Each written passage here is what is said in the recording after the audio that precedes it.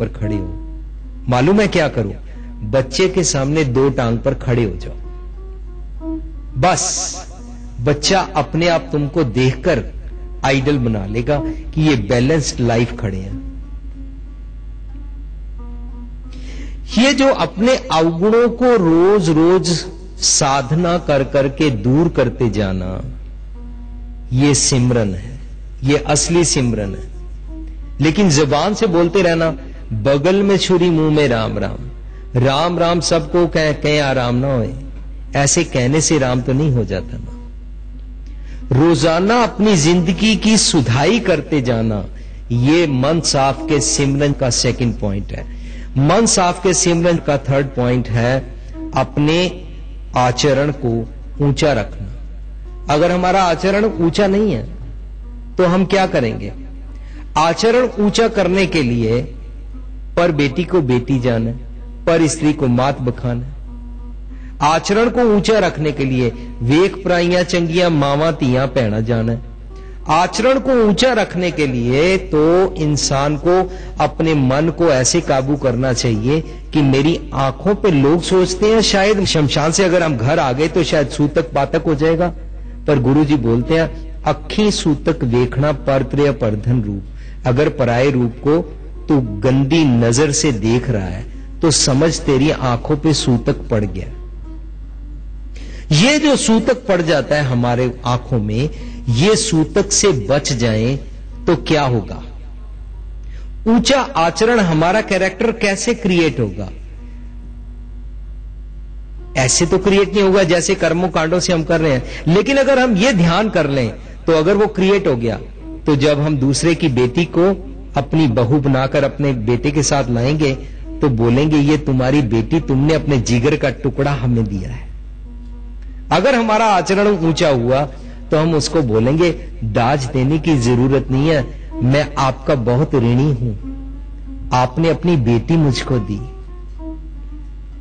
फिर ये जो कचहरी और दाज के झगड़े और ये बहुओं को मारना, स्टोव से जलाना, ये खत्म हो जाएगा। इसके अलावा अगर हम ये भी समझ लें कि अगर हम ऊंचा आचरण कर लें तो हमको अपना बेटा मार्केट में बेचना नहीं पड़ेगा। जी मेरा बेटा डॉक्टरी पढ़ा हुआ है, उसके ऊपर 15 लाख खर्चा आया, पहले तो तुम 15 लाख कैश दो। अरे अगर 15 लाख में तुम्हारे बेटे की कीमत है तो फिर तो तुम्हारा बेटा 2 कौड़ी का हुआ। जो इंसान अपने आचरण को ऊंचा नहीं करता है वही दाव लगाता है, वही दाज में अपने बेटे और बेटियों को बेचता है। ऊंचा आचरण करना, ऊंचे आचरण का धारणी होना सबसे बड़ी मेडिटेशन है। लेकिन लोग मेडिटेशन करते हैं, लोग बाग में योगा कर रहे होते हैं, लोगों ने आंखें मूंदी होती हैं, लोग 4-4 घंटे ऐसे करते हैं, पर उसके बावजूद भी लोग अपने बेटे की शादी पे कैसे दाज ले लेते हैं। उसके बावजूद भी लोग अपनी बेटी की शादी पे पता नहीं कैसे 150-150 लोगों के लिए मुर्गे मार के लाते हैं। जी मीट की रोटी चाहिए, और क्योंकि अब वो मीट की रोटी चाहिए इसलिए शराब तो साथ में बनती ही बनती है। ऊंचा आचरण कहीं से कमजोर रह गया, मेडिटेशन समाधि टूट गई, ये बाग में रह गई, ये जंगल में रह गई, ये घर के बेडरूम में या अपने भगवान जी के बनाए हुए कमरे में रह गई, लेकिन इंसानों के बीच में ना आ सकी। ऊंचा आचरण के बाद अगला पॉइंट आता है लिव नेकी और सच्चाई से जोड़नी।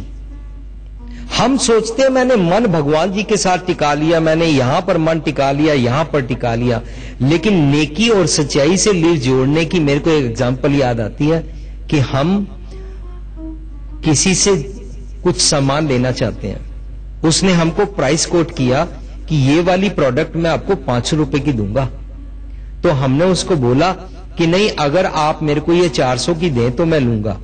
लेकिन वो इंसान अपनी ईमानदारी या अपने अंदर और बाहर के सच से खरा था, वो बोलता है आप लीजिए चाहे ना लीजिए। ये नहीं हो सकता कि मैं आपको 400 की दे दूं और 500 वाली चीज की क्वालिटी घटा दूं, दिखाऊं आपको सोना और पत्थर दे दूं। ऐसे नहीं हो सकता, क्योंकि मेरी प्रोडक्ट वर्थ 500 की है, मैंने 500 लेने हैं। अब उस इंसान ने उससे डील पक्की कर ली, और जब उसने उसको सामान डिलीवरी देने के लिए बोला कि माल तुमको कल पहुंच जाएगा, तो उसने बोला ठीक है, माल COD, कैश ऑन डिलीवरी। जब माल उसके गोदाम पर पहुंचा तो माल के साथ बिल लगा हुआ था 400 का। अगर हमारी लिव नेकी और सच्चाई से जुड़ी हुई है तो हम सही काम करेंगे। वो क्या, वो बाद में समझते हैं। अगर हमारी लिव नेकी और सच्चाई से नहीं जुड़ी है, हमने 4 या 6 घंटे की मेडिटेशन कर ली, कोई दिखावे का पाठ भजन कर लिया, कोई हमने कहीं पर लंगर और प्रसाद तो चढ़ा लिया, किसी धर्म कर्म का कर्म कांड तो पूरा कर लिया, और मेडिटेशन परमानेंट सदीवी नहीं है, लिव नेकी और सच्चाई से नहीं है, तो हम बोलेंगे वो झूठ बोलता था, देखा अल्टीमेटली उसने हमको 400 का बिल भेज दिया, चुप रहो, बताने की जरूरत नहीं है, 400 पे करो और चीज को एंजॉय करो। लेकिन अगर हमारी लिव नेकी और सच्चाई से जुड़ी हुई है तो हम उसकी एक दिन पहले की कन्वर्सेशन को भुलाकर उसको कॉल करेंगे। आपने तो मुझको बोला था ये प्रोडक्ट 500 की है, तो मैं आपको चेक 500 का भेजूं या यू रियली मीन इट के ये 400 की है? अगर हमारी लिव नेकी और सच्चाई से जुड़ी हुई है तो हम उसका माल अंदर रख नहीं लेंगे, हम उसको कॉल करके बोलेंगे अगर आप मानते हैं कि ये 400 की है तो मैं 400 का चेक भेज रहा हूं। अगर आप मानते हैं कि है तो ये 500 की ही, पर लिखते टाइम आपसे गलती हो गई है, तो मैं आपको विनती करता हूं कि प्लीज मेरा 500 का चेक एक्सेप्ट कीजिए। दिस इज कॉल्ड लिव नेकी और सच्चाई से जुड़ी रहना। पर हम क्या करते हैं, हम तो ऐसे नहीं जीते हैं। लोगों ने बोल दिया work is worship. Work is worship का मतलब हमने क्या निकाल लिया, सुबह उठो और काम पे जाओ। चाहे सड़क के ऊपर कोई बुड्ढी सड़क पार करने से तरस रही हो, चाहे कोई अंधा सड़क पार करने के लिए तरस रहा हो, चाहे किसी का बच्चा बीमार है और वो मां उसको हॉस्पिटल ले जाना चाहती है और ना ले जा सकती हो, लेकिन हम कहें कि हम तो काम पे जा रहे हैं और बोले क्योंकि वर्क इज वर्शिप। और जब हम दुकान पे बैठे हों तो उस समय हम लोगों को चीट करें, डुप्लीकेट माल बेचें, दिखाएं और बेचें कुछ और, तो ये वर्क इज वर्शिप ना हुआ। वर्क इज वर्शिप का मतलब है कि अपने वर्क को ऐसे करना शुरू कर दे जैसे भगवान के साथ वर्शिप करते हुए तू अंदर से ऑनेस्ट होता है, क्योंकि वो कट कट के अंतर की जानने वाला है। जैसे वो मन की बात जानता है, इसलिए तू उसको बोल देता है कि मेरे पाप बख्श दो, मैंने ऐसे किया है, मैंने अपनी अटैची में ऐसी गलत चीजें रखी हैं, भगवान जी मेरे को कस्टम से बचा लो। तो भगवान को तो तुमने सच बोला ना। जैसे उसको तूने सच बोल दिया, जैसे उसकी वर्शिप करते हुए तूने उसको बोला कि मेरे पाप बख्श दो, ऐसे वर्क करते हुए भी तू ऑनेस्टी में आ जा। ऑनेस्टी से वर्क करने लगेगा, this is worship. Work is worship. अगर वर्क को वर्शिप के ढंग से करने लगे, पर उल्टा हो गया, हम लोगों ने काम के ऊपर बेईमानी की पैसे के चक्कर में, धोखा किया पैसे के चक्कर में, तो हमने मंदिर को भी, गुरुद्वारे को भी, मस्जिद को भी वर्क बना दिया।